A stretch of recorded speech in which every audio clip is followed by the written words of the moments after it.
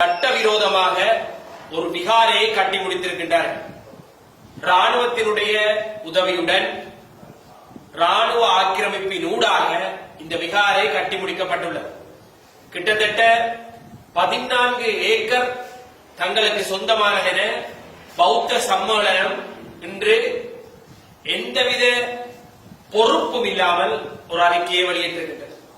குறிப்பாக இலங்கையில் இருக்கின்ற சட்டத்தின் பிரகாரம் ஒருவரினுடைய இடத்திற்குள் சென்று அத்துமீறி நீங்கள் ஒரு கட்டிடத்தை கட்டினால் அந்த கட்டிடம் அகற்றப்பட்டு அந்த உரிமையாளர்களுக்கு அந்த இடம் கையளிக்கப்பட வேண்டும். இதுதான் சட்டம். இந்த சட்டம் அனைவருக்கும் பொதுவானது. இந்த சட்டம் குறிப்பிட்ட ஒரு தரப்பிற்கு மட்டும், குறிப்பிட்ட ஒரு மதத்தை சேர்ந்தவர்களுக்கு மட்டும், அதிகாரத்தில் இருப்பவர்களுக்கு மட்டும் அல்லது பௌத்த பேரினவாதத்திற்கு மட்டும் விதிவிலக்கானது என்று எங்கும் குறிப்பிடப்படவில்லை. எண்ணிக்கை அடிப்படையில் அதிகமாக இருக்கக்கூடியவர்கள் அரசியல் அதிகாரத்தை கையில் வைத்துக் கொண்டு தங்களுக்கு தேவையானது போல் சட்டத்தை வளைத்துக் கொள்கின்ற நடவடிக்கைகள் தொடர்ச்சியாக இந்த நாட்டில் இடம்பெற்றுக் கொண்டிருந்தன. தையிட்டி விகாரையை பொறுத்தவரையில் சட்டவிரோதமாக கட்டப்பட்டிருக்கின்றது. அந்த கட்டிடம் அகற்றப்பட வேண்டும், அவ்வளவுதான்.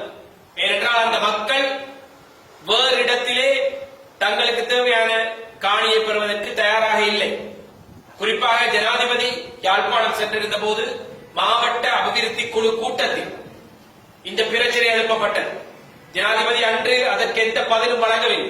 ஆனால் ஆளுநர் இடையில் குறுக்கிட்டு நாங்கள் அவர்களிடம் பேசிவிட்டோம், அவர்களுக்கு வேறு காணிகளை வழங்குவோம், உரிமையாளர்கள் வேறு காணிகளை ஏற்க தயாராக இருக்கின்றார்கள் என்ற ரீதியில் ஒரு கருத்தை வெளியிட்டிருந்தார். இந்த கருத்திற்கு முற்றுமுழுதாக எதிர்ப்பை தெரிவித்து நாங்கள் அப்படி காணிகளை பெற தயாராக இல்லை என்று காணி உரிமையாளர்கள் பின்னர் ஊடகம் வாயிலாக தெரிவித்திருந்தனர். வடக்கு ஆளுநர் எந்த அடிப்படையில் சட்டவிரோதமாக கையகப்படுத்தப்பட்டு அமைக்கப்பட்ட ஒரு கட்டடத்திற்கு ஆதரவு வழங்குவார் என்ற கேள்வி எங்களுக்கு எல்லாம் இருக்கின்றது. ஆளுநரின் வீட்டிற்குள் சென்று நாளை இப்படி யாராவது சட்டவிரோதமாக ஒரு விகாரையை கட்டிவிட்டு ஆளுநருக்கு வேறு இடத்தில் காணியை வழங்கினால் அவர் அதை ஏற்றுக்கொள்வாரா என்ற கேள்வி நாங்கள் இங்கு முன்வைக்கின்றோம். ஏனென்றால் இதே விடயத்தை உதாரணம் காட்டி நாளை இந்த நாட்டில் எந்த இடத்திலும் யாரும் காணிகளை அபகரித்து தங்களுக்கு தேவையான கட்டடங்களை கட்டிக்கொள்ளலாம் என்கின்ற போன்று இந்த விடயம் அமைந்துள்ளது. எனவே இத்தனை காலமாக சட்டத்தை வளைத்து போலியான விடயங்களை காட்டி தொல்பொருள் திணைக்களத்தின் ஊடாக கையகப்படுத்தப்பட்டுக் கொண்டிருந்த நிலங்கள் என்று சட்ட வரையறைகளை மீறி ஆக்கிரமிப்பின் ஊடாக தங்களுக்கு தேவையானவற்றை தாங்களே பறித்துக் கொள்வது போன்று தன்னிச்சையாக இந்த இடங்களை அபகரித்துக் கொள்கின்றார்கள். இந்த அபகரிப்பிற்கும் இந்த சட்டவிரோதத்திற்கும் யாராவது ஒருவர் ஆதரவு வழங்குவார்களாக இருந்தால் இந்த நாட்டினுடைய எதிர்காலம் பெரும் கேள்விக்குறிக்கு உட்படும். ஏனென்றால் இது இத்துடன் நின்றுவிடப் போவதில்லை. இப்படி சட்டவிரோதமாக கட்டுகின்ற கட்டடங்களுக்கு, விகாரைகளுக்கு சரியான ஒரு தீர்ப்பை, சரியான ஒரு நீதியை வழங்கும் பொழுதுதான் எதிர்காலத்தில் இது இடம்பெறாம். தையிட்டி விகாரை தொடர்பாக பௌர்ணமி அன்றைக்கு போராட்டம் செய்வதற்கான ஏற்பாடுகள் நடைபெற்றிருக்கிறது. டிடிஎன்ஏ இதிலே முதல் ஆதரவை தெரிவிக்கும்.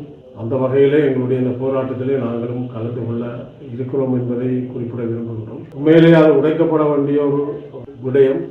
சட்ட ரீதியான நடவடிக்கைக்கு உட்படுத்தாத இன்றைக்கு வடக்கு கிழக்கிலே புத்தபிக்குகள் அல்லது இந்த திணைக்களங்கள் நினைத்ததை செய்கின்ற விடயங்களாகத்தான் இப்பொழுது பல விடயங்கள் நடந்து கொண்டிருக்கிறது. ஆகவே இந்த விகாரை சம்பந்தமாக எங்களுடைய நிலைப்பாடு அது உடைக்கப்பட வேண்டும். அதற்கான இடத்தை அவர்கள் பரிசீலிக்கலாம். அது எங்களுக்கு தேவையற்ற விடயம். ஆகவே இந்த விடயத்திலே இந்த போராட்டத்திலே நாங்கள் ஆதரவு தெரிவிக்கின்றோம். எனவே மக்களுடைய விருப்பமும் அதுதான். எனவே இந்த விகாரை இல்லாமல் செய்யப்பட வேண்டும் என்பதிலே நாங்களும் ஆதரவை தெரிவிக்கின்றவர்களாக இருக்கிறோம். ஒரு நம்பிக்கை அதை நீங்கள் கட்டாயம் கவனத்தில் எடுக்கணும் என்று நான் தாழ்மையாக கேட்டுக்கொள்ள விரும்புகிறேன்.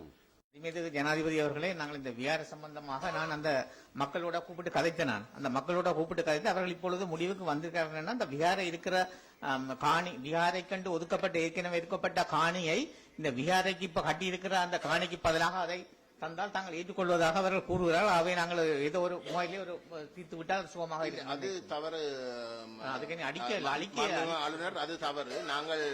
நாங்கள் அந்த மக்களோட தொடர்ந்து தொடர்பில் இருக்கிறோம். அது அப்படி அல்ல. எங்களுக்கு அப்படி இந்த ஒரு இடத்துல சொல்ல இல்லை. அது நீங்கள் அதை இன்னும் கொஞ்சம் ஆழமாக அவங்களோட கலந்துரையாடணும். நாங்களும் அந்த இடத்துல இருக்க விரும்புகிறோம். அதுமேலது ஜனாதிபதி அவர்களே, இந்த தையிட்டி விகாரையை வைத்துக் கொண்டுதான் இவர்கள் எப்போதுமே அரசியல் செய்து கொண்டிருக்கிறார்கள். அது நாங்கள் இந்த தையிட்டி விகாரை சம்பந்தமான அரசியலை விட்டு இது மத ஒற்றுமைக்காக முடிந்த ஒரு கோயிலை இடிப்பது என்று கேட்பது முட்டாள்தனமானது. நாங்க பௌத்த மதமோ இந்து மதமோ எல்லா மதமும் சம்மதம் என்று சொல்றதுதான் இந்து மதம். ஆகவே கட்டிய அந்த விகாரையை அப்படியே வைத்துவிட்டு அவர்களுடைய நட்ட வீட்டை கொடுத்து அதுக்கு அங்காலே இருக்கிற கோயில் காணி, அதாவது விகாரை காணியை பொதுமக்களுக்கு கொடுக்குமாறு அன்போடு வேண்டுகிறேன்.